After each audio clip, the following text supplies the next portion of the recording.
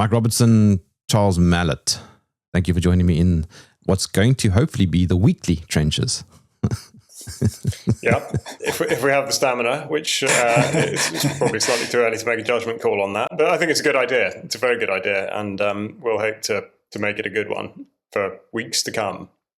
Obviously, we, as UK Column, are very pleased to have you doing what you're doing. But I think I hope we speak for the audience, which, again, we hope will be a burgeoning one, certainly as in the first instance it merges the existing UK Column audience and your existing audience. But I think it's fantastic because it does bring something different, and that is absolutely superb. And I think the response to what you're doing and the variety that you've already put out is absolutely terrific, and that is of huge advantage to us, but enormously enjoyed by the people that are engaging with the content, and also it's very shareable now that we live in an age where to transmit this sort of thing from place to place is instantaneous. It is great to have this extra dimension. So I think we really do look forward to more and more and more, and indeed the audience response, which is superb. So I'd like to know what kind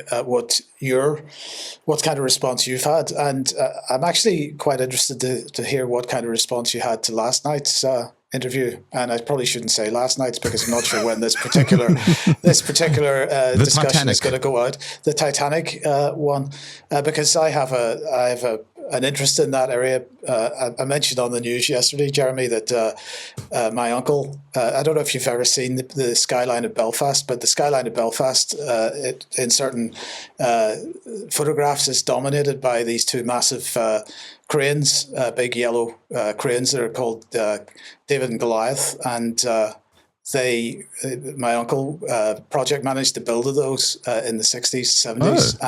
And so he was working in Harland and Wolff, which built the Titanic. And, of course, there was no one, or it's highly unlikely that there was anybody still alive that was involved. If there was, they were certainly apprentices at 16 or 14 or something like that. But certainly the memories of the stories that were told at the time were absolutely still being shared, and so the idea of the ships being swapped was one that was absolutely part of the Harland and Wolff culture at that time. And of course, we're talking 30 years before the internet, so this isn't an internet conspiracy theory. This is something that was in the culture of Harland and Wolff at the time. Can I just leap in with a quick fact check? Because I know that somebody will already have Samson and Goliath. Samson yes, and thank Goliath. you. Yes, sorry. Yes, Yeah. Yes, sorry. You're absolutely right. That's Yeah, absolutely. Yes, yes. Sorry. Yes. Yeah. What did you think of it, Mike? What did I think? Well, I haven't. Okay, hands up. I haven't had time to watch the whole thing yet, okay. so I'll get time to watch it today. But I mean, so I'm going to be fascinated to see how the conversation ended up. But yeah. Well, to answer your question, so far, from what I've only had a brief look at some of the feedback, and it's generally positive. In fact, the feedback overall so far has been very positive, which worries me. I'm not doing my job properly. I need to I need to ruffle some more feathers.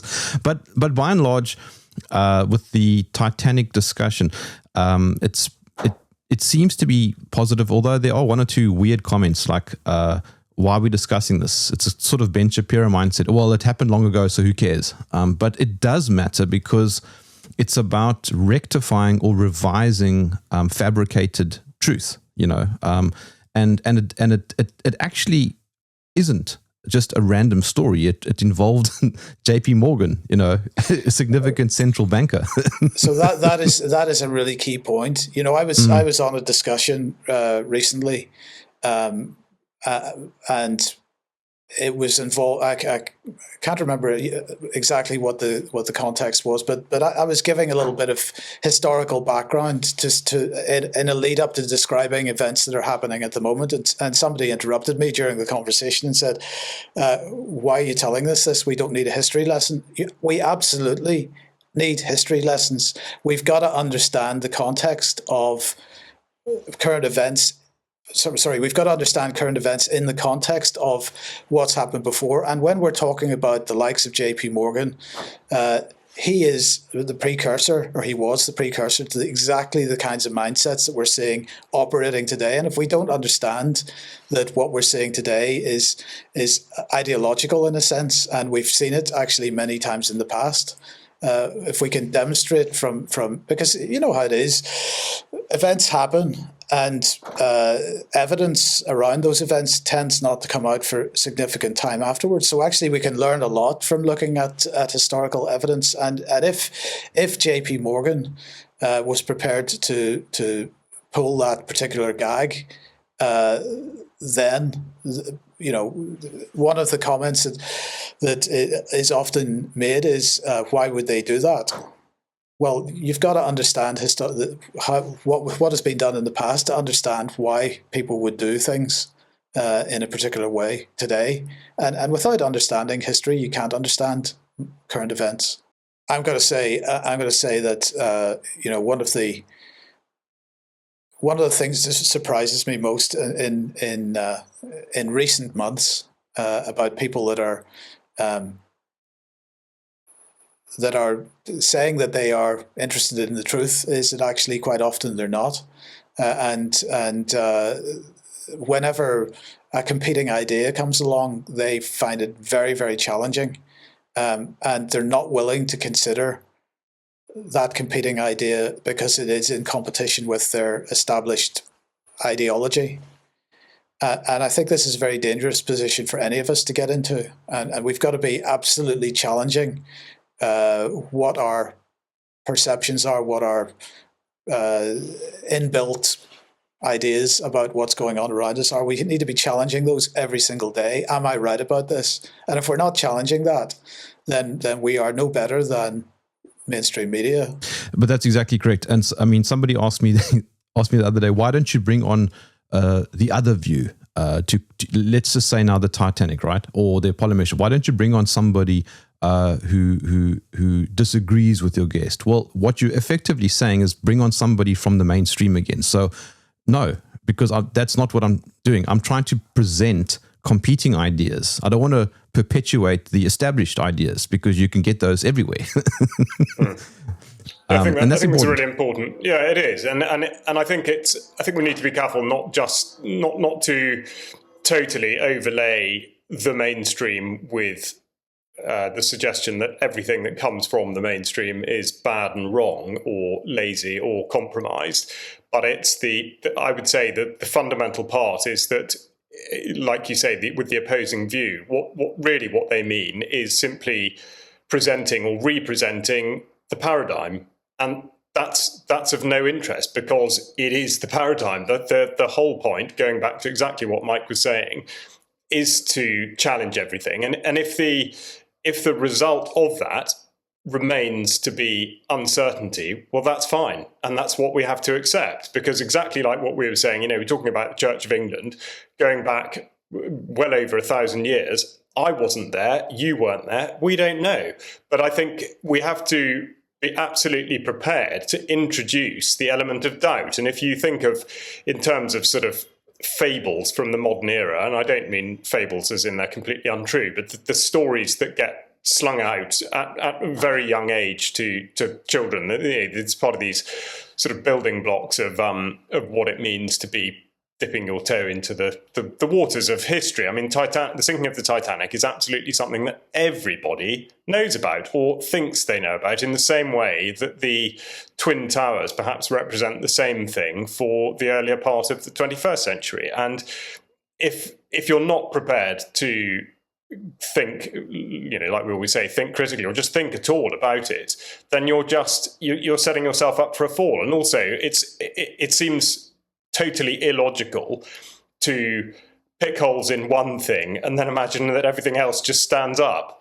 And also, I think particularly with the Titanic, we forget how actually 100+ years is such a short frame of time. I mean, there would have been a period until quite recently where people who would have even remembered the sinking of the Titanic were still alive. So it's very recent history. All those names, they crop up all over the place now. It's directly relevant, as indeed are so many of the historical things that really are critical to our understanding of what's happening now. So I think we really, to disregard history to me sounds utterly insane. And I mean both versions of it. The official sort of paradigm version of history is as important and as relevant as the exposing of what actually may have happened, because in being told the official version, you're creating your own understanding of what it is that you're supposed to believe, you're supposed to take away, and the way in which you're supposed to conduct yourself as a result. And that's really important. Mike, you made a very good point a few days ago on my show. And because we're talking about ideas that sometimes seem over there, far away, distant, but actually some of these are very close to home, like diet and health. Right. So how to put this? I am also now following a relatively low, I'm not going to say no carbs, but I'm certainly low carbs. And what fascinated me over the years has been that have naturally sort of drifted towards that kind of thing. I eat quite a bit of meat. I will admit I don't eat very much fruit, if any fruit. I don't eat any fruit anymore. But that just felt natural to me. The kind of food that I eat just felt natural to me. It was just something that happened, and actually, as it turns out, that was that's the thing that works for me best. Where I fell down over the last few years was that I was eating way too much sugar, and I was basically self-medicating. I was trying to use sugar as a mechanism for, if I was needing to get something done and I just needed an energy boost, I was just consuming quantities of sugar that I just shouldn't have been, and I definitely suffered for that for quite 3 or 4 years. I was well overweight, and I think about a year ago, I just went cold turkey on it and said, "No more. I can't do this. I'm killing myself." I was killing myself. I knew that, and so I've cut sugar out completely, in the sense of refined sugar or any kind of. So I'm still eating a little bit of carbs, but that's the only kind of sugar intake I would be having. But I didn't feel like I needed to be told that was the right thing for me, because that was just what I naturally liked eating, and it turns out that seems to be the best stuff for me. I'm certainly a lot better that way now than I was. But this is something, I look around. I mentioned this the other night, but I look around on the streets of Plymouth and other cities in the UK as I travel and whatnot, and I just think to myself, why are people so willing to allow themselves to get into the state that they're in? I'm not in any way criticizing, because that would be hypocritical, because I allowed myself. But at some point, we've all got to realize this is not the best thing for our futures, and maybe we want to be reconsidering that. But I mean, how do you expect an army to win a battle if the soldiers on the front line are all fat and sickly? Yeah, well, I mean, Charles is better qualified than I to talk about this, but my feeling is that wars aren't going to be fought by human beings on battlefields in the not too distant future, right? So maybe it's not so important anymore. Yeah, I wonder. I would question that. I appreciate that I think we sort of are led to believe by all the various announcements that the rate of change in the last couple of decades in particular has been so quick that the nature of warfare has to change fundamentally, and basically has. And yet, the last item on yesterday's news was absurd, but I referenced a video that the Defence Science and Technology Laboratory had put out about underwater glue. They said that underwater glue would save lives. I mean, so the whole, this idea of kind of innovation can go in any direction. And I remember being asked, my first sort of interactions with the army over 30 years ago, being asked whether I believed that tanks would become obsolete, and this was with a view to new sort of range of armoured vehicles that the British Army was going to introduce. And here we are 30 years later, and some armoured vehicles are now outdated, but ultimately they're still there. They're still doing stuff. There are still blokes running around on the battlefield. I think it is very hard to see how the sort of man-to-man kinetic part would be taken out. Do you not think, Charles, that we're seeing so much use of remotely controlled? I'm not even talking about, let's not go too far into the future in terms of AI-controlled swarms, but certainly remotely controlled drones. This seems to be becoming increasingly the major kinetic weapon of choice. It does. Sorry, go on. No, just to say a little bit like what we were talking about earlier, to be able to assign a particular result or effect to drones, I think is very difficult.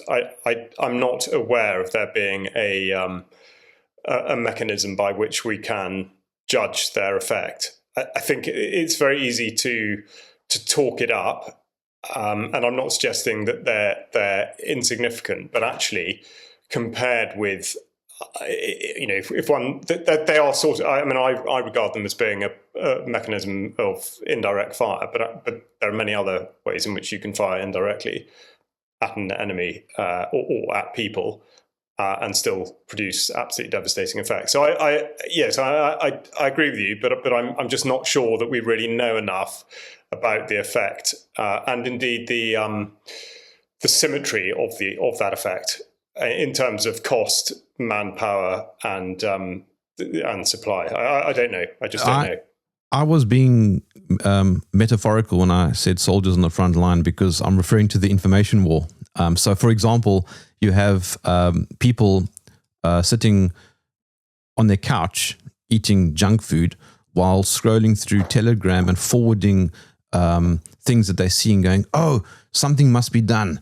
Yeah, absolutely. That is a massive thing. I mean, actually, sorry, just to go back to the literal consumption thing, it is staggering. I think just to be an armed forces bore for a little minute longer, it is perfectly astonishing given what we do know. We've just been talking about Tim Noakes, that kind of thing. In actual fact, what are soldiers in particular sustained by? If they're on operations, certainly when they're on exercise, they're sustained by highly processed ration packed food, which has a very, very high sugar content, as well as all sorts of very undesirable things that should really not be in the diet. And that's how they're expected to perform. And again, I don't know statistics, but I can think of a number of people that I know who have become diabetic whilst active in the armed forces. They pay absolutely no heed really to health properly as it should be. Obviously there's sort of medical support, but it's allopathic basic medicine. The number of people who are not fit to fight is a scandal. That should never be the case. People should be properly looked after, and they're not. And that is a bit of a joke to think that you're producing, your drones, your underwater glue, all this stuff, cutting edge technology, but you can't even look after your own blokes. That bit they still have not got. And I can remember, years ago talking to a friend who was then in special forces, and I just thought it was such a joke that hay fever, for example, absolutely was a massive problem because people couldn't deal with it. They were then going down the route of being injected with stuff or taking this, that, and the other. And actually, it's so simple. Okay, there'll be other methods, but just simply flooding your system with water basically gets rid of hay fever because it dilutes the histamine that you're creating in response to the pollen. And they don't know that. And I just, these sorts of things are absolutely incredible to think that this idea that we've leapt into the 21st century and we know everything. It's this absurd sort of arrogance and stupidity at the same time. So sorry, yeah, that's just on the consumption thing, because it is so important, and it does come back to, it doesn't matter whether you're in the army or not. If you're not in effect fit to fight, then you are in that same position. You are sitting on the sofa, scrolling through stuff, saying something must be done, but it's not going to be you that does it. Yeah, but I mean, you can bring it right back and say, well, somebody breaks into your home. Are you actually mentally and physically fit enough to fight back if somebody attacks your family? Or are you just a fat slob eating McDonald's? Well, this is why when we were speaking the other day, Jeremy, that I said this fight begins with us as individuals. And, you know, I admit to a certain degree of frustration when people say, well, what can we do? You start with yourself. And if you're not fit and you're not healthy and then you're not going to have the energy to actually be involved in the fight in any practical sense. So it starts with ourselves. And you know, if we're talking about resisting, we've got to look at the whole picture of what we're being bombarded with. And we start with the fundamentals. And the first fundamental is quality of food, quality of environment, and so on. So let's start with those two, and start with the quality of food, and consider what's being shoved at us by supermarkets and so on, and all this so-called hyper-processed food. In fact, the same stuff that Charles just been talking about with respect to soldiers. But we're consuming this every day. I'm not, but most people are, what you know. They say, you know, if we do not have the energy and the health there first, because once you get unhealthy, you just don't feel like doing very much. You just, and in fact, it very quickly becomes a downward cycle, and you just don't want to get off that sofa. And you know, at the end of the day, the only way we're gonna win any kind of fight that there might be here is if we get off the sofa and actually start making physical relationships with people again. Because the virtual isn't going to cut it, and so you try to find the best quality food that you can find. So in other words, okay, you could take the attitude, well, what's the point? Because they're spraying the fields and so on. So I'll just eat this hyper processed food. Okay, you go ahead. That's your choice. But this is not right-headed thinking. And, you know, I mean, Charles can speak better than I can on this because, you know, Charles, you are involved in farming. So, you know, there must be ways for people to, with a bit of effort, find good quality food still. Yeah, beyond doubt. Yeah, I mean, I think it's to a certain extent it's harder in an urban area insofar as you're probably restricted on what you might be able to buy there.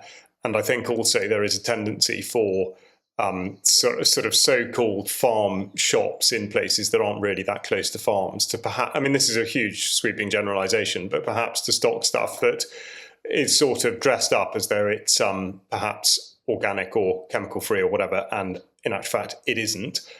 So I think that's an issue. But then again, that's no different from food that's labelled as being low fat, as though there's some inherent suggestion that it's good for you, and actually that means this really couldn't be more bad for you. So I think that's a problem. But then again, you know, depending on where one is, thinking back to your Jim Gale podcast of recent times, you know, everyone is able to grow food of some sort. Now, you know, just because you, at the outset, you think, right, well, I'm not going to be able to produce everything that I need to eat, that is not a reason not to have a go. And it's the same. I was making the same point about rainwater last week. You know, we're now, from having gone to sort of flood warnings and watch out, your electric car's going to explode, we're now doing, in fact, you know, it's too dry and we have no water, so you know, look out. But the bit in between is, well, if you were able to harvest some rainwater, yes, you might not have all the water that you need, but you'd have most of it, and then the government would, or the water company or whatever, would not have such a hold over you in the same way that people do have a hold over you if you're not healthy in mind and body. But no, I mean, in the rural environment, I think there are now plenty of places, people who are supplying chemical-free food, pharmaceutical-free, because I think that's the other thing, is particularly where meat is concerned. And, you know, as you know, Angus McIntosh has spoken a lot about this, both to you and to me. But, you know, Yeah, and the amount of pharmaceuticals that go into the food industry is absolutely phenomenal. And then people sit here and apparently wonder why the domesticated bird population, poultry, is susceptible to disease. And it doesn't matter whether or not you believe that the disease sort of went from a wild bird to an elephant, seal, to a human, to a chicken, or whether you just think those chickens are kept perhaps not in the right condition, which is why they get ill. But the coincidence is there for all to see. And it's the same with humans. You know, people who live like poultry in that they are fed highly processed food laced with all sorts of hormones and pharmaceuticals, lo and behold, they get ill. It's exactly the same. And let's not talk about the pharmaceuticals that are in the water supply. And if you're talking about harvesting water, I mean, right. So look, it all begins with us as individuals. We have to make a decision about how we're going to live our lives. And one of the key words here, in my opinion, is inconvenience. Because a lot of the bad behaviors that we've developed over the years have come about as a result of convenience. So it's convenient to get the water out of the tap. It's convenient to buy the food from the supermarket. And of course, getting the water out of the tap, you've got no control over. Now, I mean, of course, water that falls out of the sky isn't always perfect either, but it's better. And so that should be our choice. But the giving up of our self-determination, our ability to decide for ourselves what we do for the sake of convenience seems like a very bad choice to me. And so, you know, I would encourage.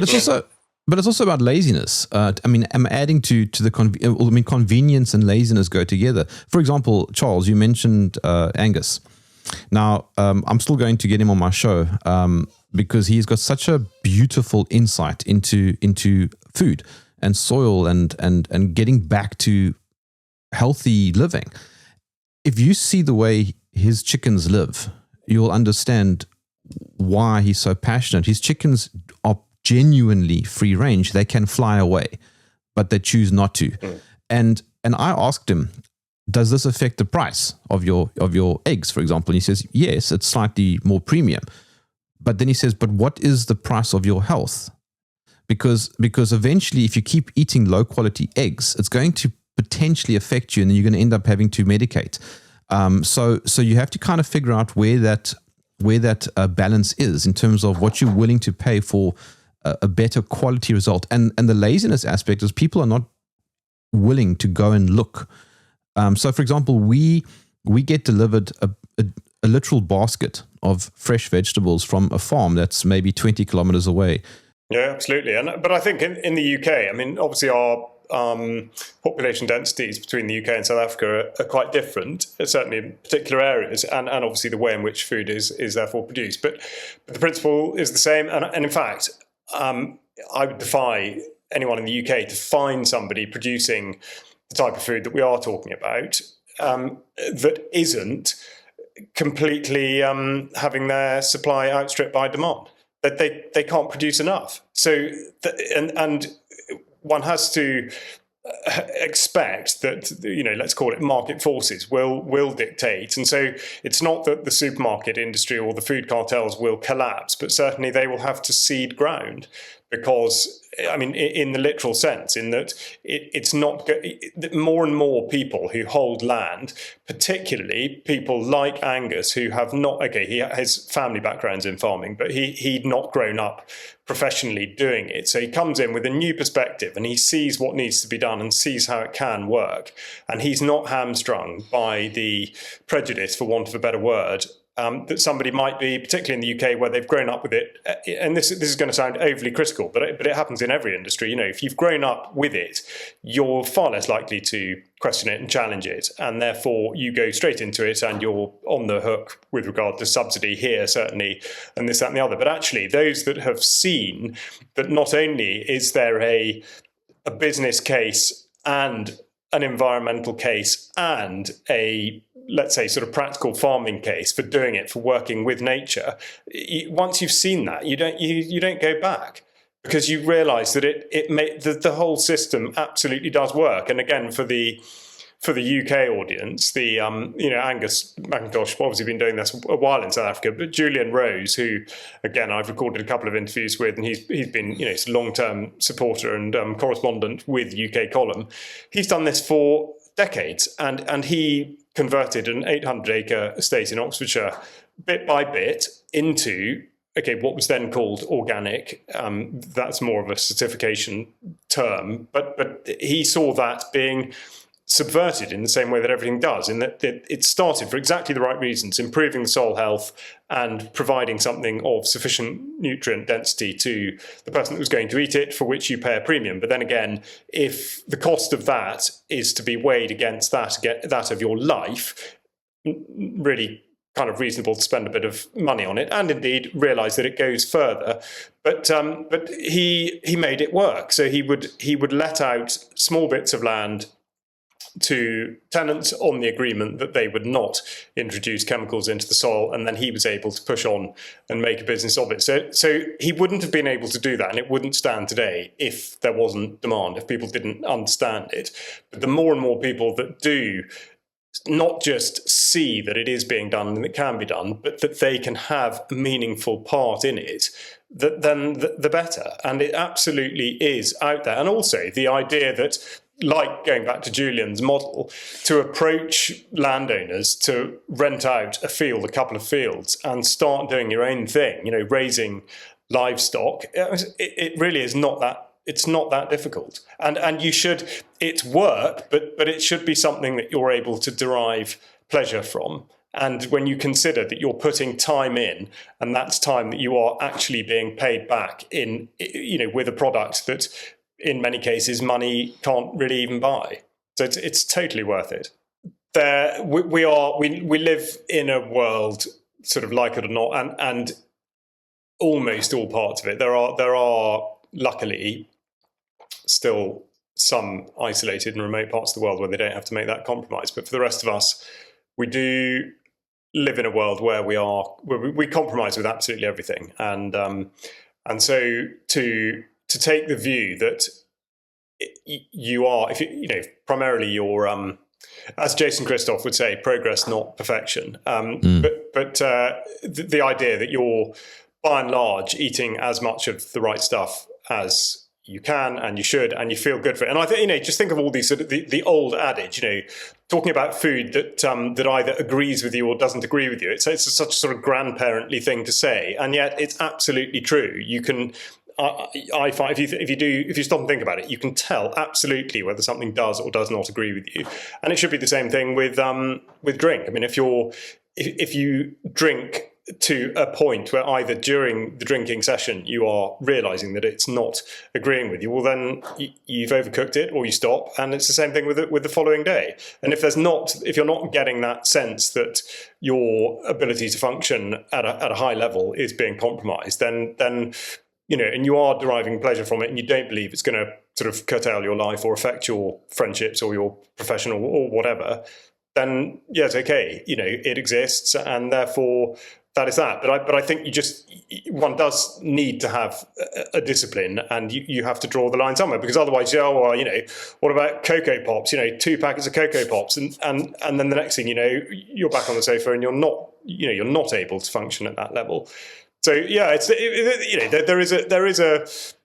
is interesting. I mean, I find it really sort of intellectually fascinating, the idea, the hair shirt existence, and how bad is that? I mean, before we started recording, you and I were talking about life in the bush in Africa, and how there's an elephant. I don't know if anyone can see, but there's an elephant behind me, and how entirely magical that is. And I've been lucky enough to travel to parts of the world where people live in complete isolation, still in caves with nothing that comes in effect from the outside world. They exist on what they have, and that's that. But if you were to say, right, we'll say, what are you missing? What are you unhappy about? The answer is nothing. They've got everything they need. But we have been exposed to all this stuff. I mean, it's like sort of the tree of knowledge thing. We know about all this kind of stuff out there, but fail to ask the question of whether we actually need it and whether it is actually good for us. Yeah, but there's an interesting philosophical segue there. Which kind of feeds into the purity test thing, which in a weird way comes back to what we were talking about earlier, because the purity test, I think, can also be very dangerous. For example, oh, well, if you have a low carb diet, but you drink beer, oh, therefore I can't trust anything you say, right? Or if you are Jordan Peterson, right? And you happen to have an interesting history that was, in my view, valid in many aspects. And then when the COVID years came, he went off the rails. But that doesn't detract from what he said back then. But now what happens is you have this purity test mentality that I've noticed, particularly with people on shall we say, our side, who just disregard. It's getting worse. It's getting much, much worse, in fact. And,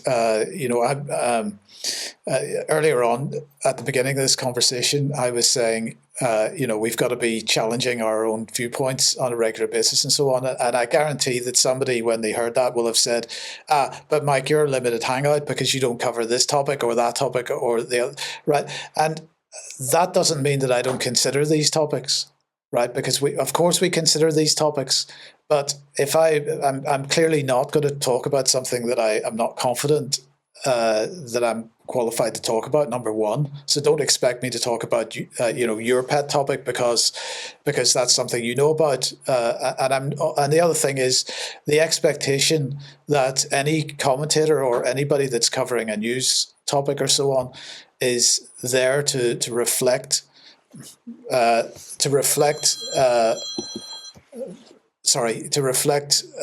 people's own views back at them again. This isn't what the job is. This isn't what we should be doing. If people already have come to a conclusion about something, well, that's fine. They don't need validation from somebody else. Or do they need validation from somebody else because actually they're not that confident in their own position? And if we're not confident in our own position, then we need to be really challenging that position. But we shouldn't be running out looking for people to validate our positions and then criticizing those people if they don't validate our position. And the other thing is, we have to be willing to accept that other people are going to have different views to ourselves. And if every time somebody expresses a view which is different to our own, we turn around and say, well, you're a government shill, therefore, then we can't ever actually get to the truth because we're not willing to have a discussion. So, I'll tell you what else is dangerous, and it's actually really if people are talking about limited hangouts, let's talk about why the UK column might be a limited hangout. And one of the reasons is because if we bring someone on to have, and you're discovering this with some of the guests that you have on from some of the feedback, if we have someone on that is taking a different position to the position that the UK column is perceived to have, then that results in us promoting the position that person said somehow, right?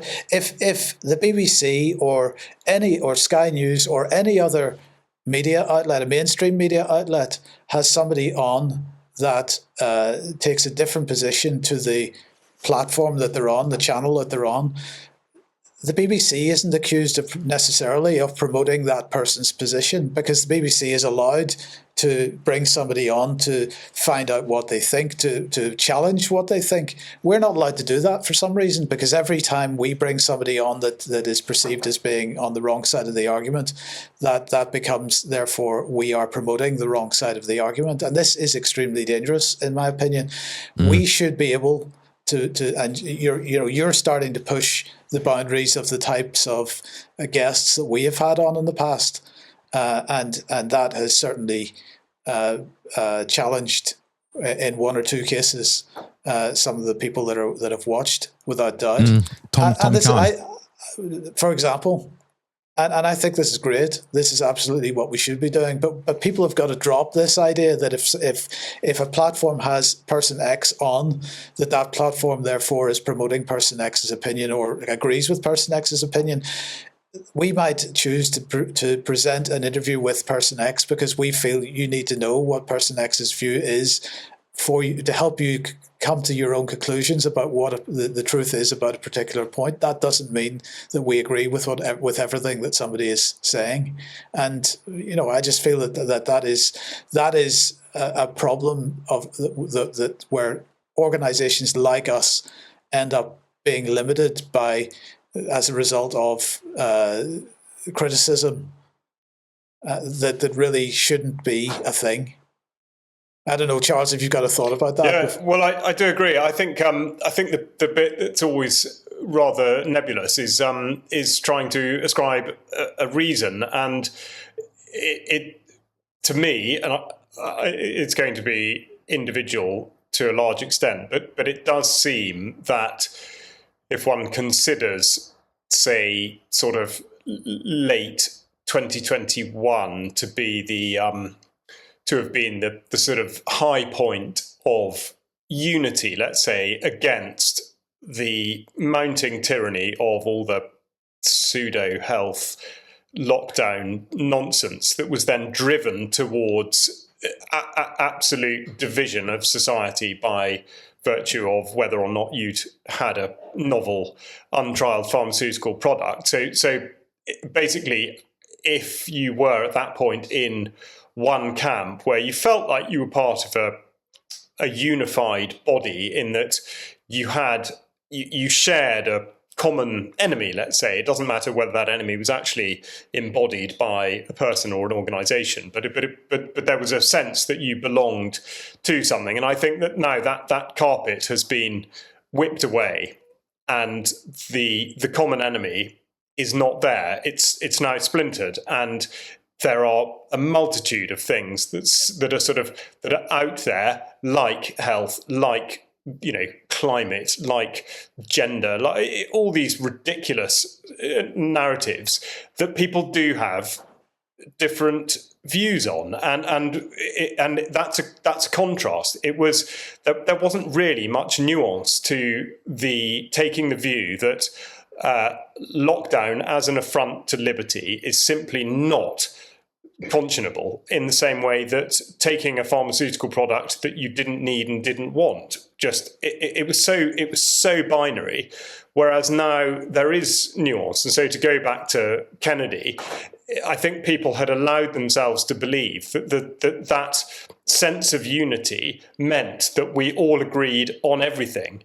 And we never did. But it was because those topics assumed such enormous primacy in the public consciousness and the individual consciousness that people have struggled to adapt. And for a lot of people who, in effect, jumped the fence in 2020, coming from, what might have been they would regard as being a sort of different place psychologically into a space now, that they're not going to, hopefully, to a great extent, they're not going to sort of drift back into that other place, although of course some have. But they've found that actually the reality is that we are, I say we, but I mean those people that thought those things and felt those things in 2020, 2021 are in fact just as splintered as the group of people that they may have come from prior to that. And I think that's a bit of a disappointing revelation, because I think a lot of people felt that they really were pushing on and it was all a fight and this, that and the other. Whereas now, we've talked a bit about sort of the evolution of warfare. Well, I mean, in a sense, this is similar. And if you can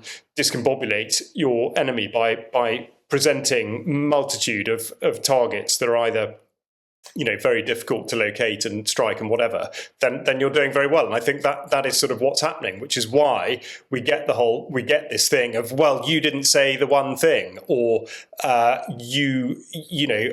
can you not say this, all these types of things. And I think that's why it's happening. And also I think that it relates very closely to the sense that people are still wanting Nigel Farage or Donald Trump or even Kennedy or somebody to stand up and punch the big guy for them, whoever the big guy actually is.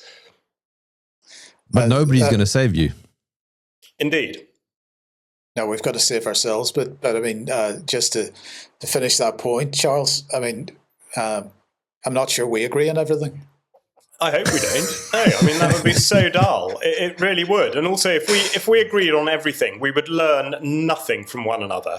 I think, Mike and I have now worked together. I mean, in the grand scheme of things, from a UK column history point of view, for a very short time, a couple of years. And I mean, personally, I have certainly, I'm not going to single Mike out, or indeed blow his horn just because he's on this thing. Yeah, but I mean, I've learned a huge amount from him. And possibly the other way. Certainly, a few things he probably didn't think he was going to learn. But I think that is absolutely fantastic. And debate and conjecture should be used to progress our thoughts and the way in which we develop. And I mean that sincerely. I'm not talking about some mumbo-jumbo rubbish where we sort of have these abstract concepts that don't really mean anything. I actually properly mean rigorous debate that makes you think about stuff. And this is exactly, Jerm, what your podcast is doing. It is making people think. And even if it does mean that ultimately you stick with the thought that you originally had on an idea, fine, but you will have strengthened that position in some way because it will have made you think about something you hadn't necessarily considered before. And that is very important. And we talk about having a strong foundation from which to fight. And I bang on about it all the time, but it is as much mental as it is physical or and spiritual and all the rest of it. It's all aspects. And this is completely a part of it. So disagreement in whatever way is healthy. Just before we finish this point, this is really important because I hear people saying on a regular basis, well, I try to engage with people out on the streets and they won't buy into my argument. And part of the reason for that is because we're not having these conversations. We've decided that we know what the truth is and we don't need to consider X, Y, and Z or A, B, and C, right? But the point is when we're then confronted with X, Y, or Z or A, B, and C in a discussion, we don't have an answer for it. The only way that we can actually get to a point of being able to have a conversation which might sow some seeds to help other people move in the right direction is if we are able to respond to the counter arguments that are put to us. And of course, if we never have those counter arguments put to us, then we can't consider the implications of them and we can't think them through and we can't work out whether my response to that argument strengthens my argument or weakens my argument. So in other words, we should not be saying to each other, basically, you can't say that, or if you say that, I'm not going to listen to anything that you say anymore because I don't agree with you. I mean, this is a common response. What I find sort of amusing and ironic at the same time is that in these stories of exasperation of, and he or she just absolutely refuse to listen to my point of view. What you're actually saying is I completely refuse to listen to their point of view. Yes. Because the situation is the same. It's not like you're just projecting onto a blank canvas. You're trying to deal with somebody who has an idea about the particular thing it is you want to talk about. It's just not your idea. And so the situation is the same. It just happens to be that you are trying to impose your will on theirs, if that's the way in which you're going to go about it. And I think Fergus O'Connor Greenwood articulates it well in calling it the backfire effect. And it's dangerous because not only is it a loss insofar as that particular instance is concerned, if you are trying to supposedly convince somebody or sort of tell them the truth about something, you fail on the one hand in that they go away thinking, right, well, I didn't go along with that, or I'm less favourably disposed towards that person. But actually what you're probably doing is up-armouring their defence mechanism against a similar approach in future. So it doesn't matter what the topic is, they will be even more determined that their point of view is actually right, which is it's totally daft and a total fail. And I think also it bears relation to, I think, a very well, let's say a more neutral approach, first of all, via asking questions and trying to understand somebody's position, expressing a little bit of humility works for a start in most cases, because if you question somebody, you actually understand why it is they believe something. I mean, we all are guilty of making assumptions as to why somebody believes something, but in most cases, somebody will have come to such and such a point of view because at some stage or other, they will have been told something that we perceive to be untrue. And it wasn't just them that was lied to, it was all of us. So in actual fact, we're all in the same boat. You know, we go back to the beginning with the Titanic. It wasn't just one lot of people that were told a fib about the Titanic, if indeed it was a fib. It was all of us. And so it's not, you know, I'm not banging heads with you. It should be that we're both banging heads with somebody there who has lied to all of us. And that does matter. So in actual fact, we should be looking for the common ground and to work with the bits that we can make those connections with, you know, which is the fact that we are manipulated and abused. The more time people spend trying to put the boot on the other foot, the better. And the thing that always comes to mind in this regard was, okay, we're doing it less and less now. But in the first decade of this century, the tempo of operations for the British Army in particular was very, very high.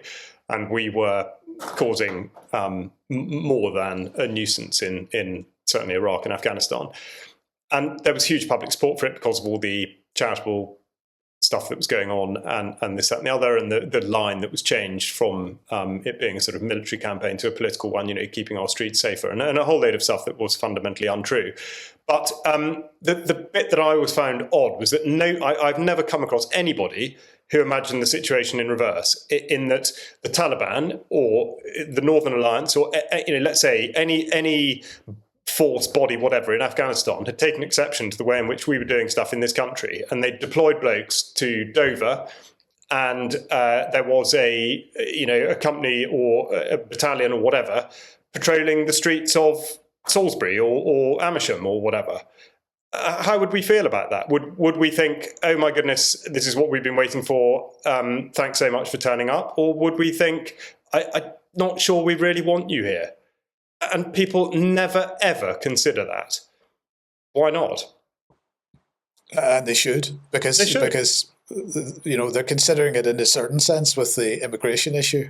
Yeah, absolutely. So I think people need to be consistent. They really do. And again, you know, history, migration. I mean, crikey, I know this is probably the wrong time to be throwing a hand grenade, but this island nation is one in which, you know, migration has affected in one way or other, whether through means of violence or not, has affected this place for as long as we think we have a history of it. But people are not consistent on that. No one wants to acknowledge the fact that if you were to, you know, if it is about sort of blood or whatever, you either trace yourself back to being you know, what are you, an Angle or a Saxon or a Celt or a Norseman or what? Because in saying that you are British or English, you do, in a historical sense, mean something that is quite distinct from something else. So again, consistency, and I think one can only really achieve that from examining as much as you can possibly try to understand about everything. But as I say, that was perhaps a bigger thing. Maybe we get into that next week. Yeah, gentlemen, I'm looking at the time, so let's come in for the final lap. This is the first of hopefully a weekly roundtable chit chat. An attempt just to humanize UK column a bit, you know, show that we are real people. It's not just text on a screen. Give me some final thoughts.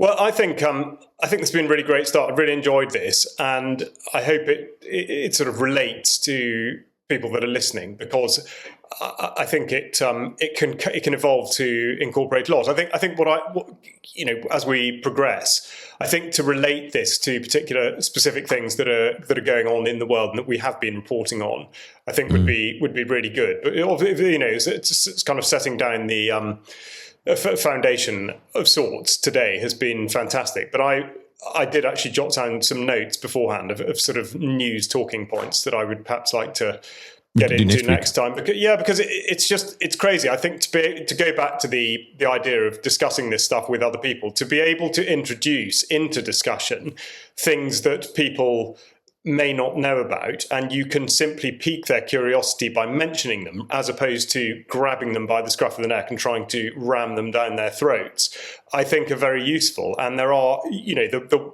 let's say that Mike's Ofcom piece in which it became clear that 3 to 5 year olds, up to a fifth of that population, have a presence on social media and engage with the internet on a daily basis. That to me is quite extraordinary and needs further discussion. So I mean, I hope that we can sort of work out a way of talking about some of those things as well. Yes, we can do that. Mike?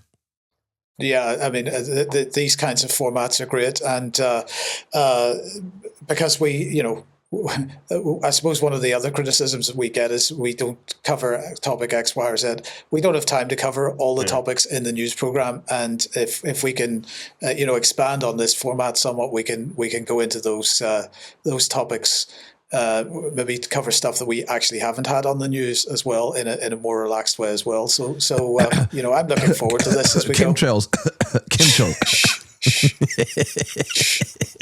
No, we can't talk about that because we're a limited hangout. All right, Mike Robertson, Charles Malet, thank you for joining me in the weekly trenches. All right. Thank you very much. Thank you.